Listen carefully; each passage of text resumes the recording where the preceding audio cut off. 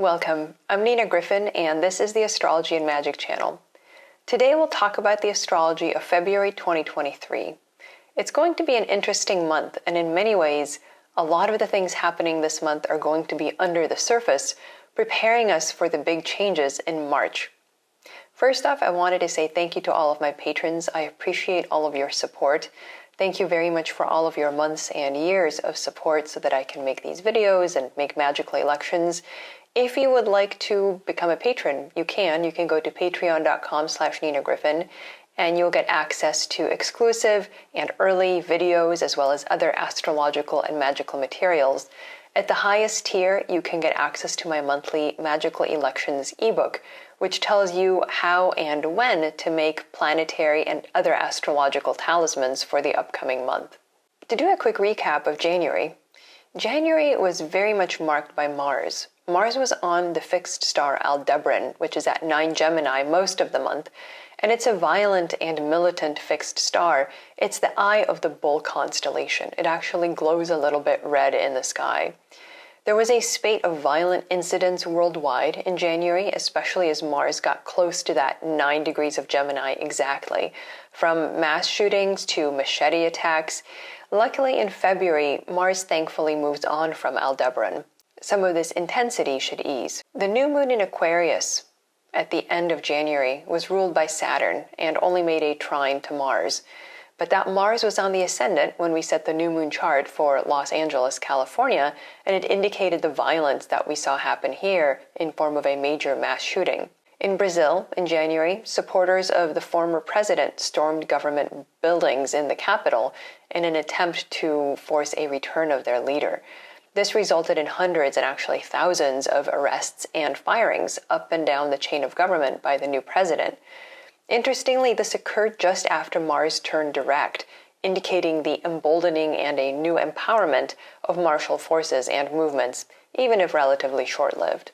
In February, Saturn will be under the beams of the sun all month, and this is a time of recharging and hidden activity for Saturnian people and groups. Traditionally, Saturn represented the old men in power. Saturn is traditionally the most superior planet because it's the slowest of all the visible planets. And we could see February as a period of regrouping, as the sun first conjoins and then separates from Saturn. Certainly this month brings hidden maneuvering, preparing the way for the big changes and shifts we're going to see in March. Week 1 of February, the big event is February 4th, and we have Venus at 11 Pisces squaring Mars in Gemini. Venus and Mars are moving at sort of similar speeds right now, so they will be an orb for some time, until February 14th, and of course longer if you use a wider orb. Now, Venus is an inferior planet, whereas Mars belongs to the superior planets. So usually, Mars would win this confrontation in form of an aspect. But here, Venus makes an overcoming or superior square to Mars,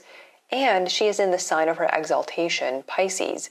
So she actually scores a point off of Mars here. Symbolically, this could mean peace overcoming violence in some situation, a woman overcoming a man, harmony overcoming destruction or chaos or anarchy. This is something we can, of course, all use in our daily lives, provided that we take on the role of Venus. So here is a chance for us to actually use Venusian power, and of course use it for good, to overcome some of these negative Mars-like tendencies that we might see in our lives. The second week of February, February 5th, we get a full moon at 16 degrees Leo. Now, this full moon is ruled by the sun, which itself is applying to conjoin Saturn in Aquarius. During the next 2 weeks, we can expect major events pertaining to Saturnian things. Infrastructure and public benefits, everything that is for the common good that impacts a large number of people, the public, but also news about Saturnian people doing something great or grand. Saturnian people are, of course, people who are old, the working classes, the very poorest people in society. This full moon could also usher in very cold weather, as Aquarius is the coldest sign and Saturn is the coldest planet. Saturn also brings some moisture when he is interpreted from a weather perspective, so we could see snow and ice and things like that in the northern hemisphere. February 11th, Mercury enters Aquarius after a long time in Capricorn. And this is a welcome change for the most part. Mercury is the night triplicity ruler of Aquarius, so he has more essential dignity in Aquarius there at night. He didn't have very much in Capricorn. Now, this change could indicate many places turning the corner on their respiratory diseases that we've been seeing all winter, COVID, flu, RSV, etc. Capricorn has been a sensitive sign for these diseases since early 2020, so planets leaving Capricorn are a welcome event in terms of public health. Of course, a lot more of that will happen in March, but that's for next month's forecast. In week 3, February 16th, the Sun at 27 degrees Aquarius will conjoin Saturn. This is really the end of one cycle and the start of another for Saturn. It's a powerful moment. This is a synodic cycle between the Sun and Saturn, which happens approximately once a year. Now, this is the moment of kingship between the most royal planet, the Sun, and the most superior planet, Saturn. So it's an important new chapter for actually both the Sun and for Saturn.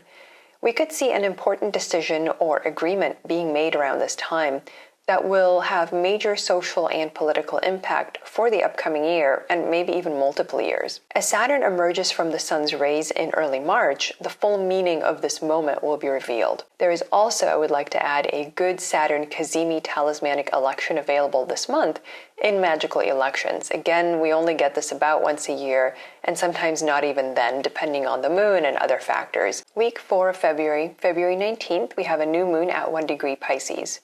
Now, this is ruled by Jupiter in Aries, so there's going to be that strong emphasis on war, defense, weapons, but also financial aggression. Jupiter is money, and so this is money behaving aggressively or using money as a tool of war, a tool of conflict.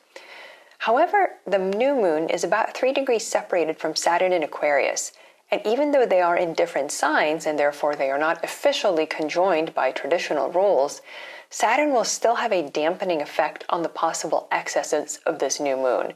So there's a real kind of push-pull energy to this new moon, with two superior planets, Jupiter and Saturn, fighting for control.